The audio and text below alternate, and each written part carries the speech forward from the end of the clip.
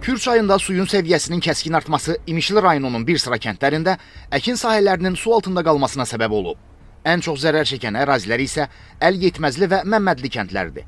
Fermerlər həm məhsul itkisi, həm də qarşıdakı risklərdən narahatdılar. Ərazidə olan iki mühafizə bəndindən birində su sızması qeydə alındığından çay suları əkin sahələrinə daxil olub. Nəticədə Əlgetməzli kəndində 47 hektar taxıl və 168 hektar yonca sahəsi olmaqla ümumilikdə 215 hektar, Məmmədli kəndində isə 16 hektar əkin sahəsi su altında qalıb. Su basmış sahələrdə məhsulun məhv olması ilə yanaşı, torpağın münbitliyinin azalması ehtimalı da fermerləri ciddi narahat eləyir. Fermerlər bildirirlər ki, su bir qədər də qalxarsa, su basmaya məruz qalan əkin sahələrinin miqyası daha da genişlənər və kənd təsərrüfatına ciddi ziyan vurar. İmişli rayon Fövqəladə Hallar Komissiyasından verilən məlumata görə əraziyə müxtəlif təyinatlı texnikalar cəlb olunub.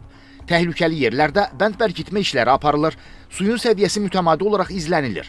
Əlavə su basma hallarının qarşısını almaq üçün qabaqlayıcı tədbirlər davam etdirilir.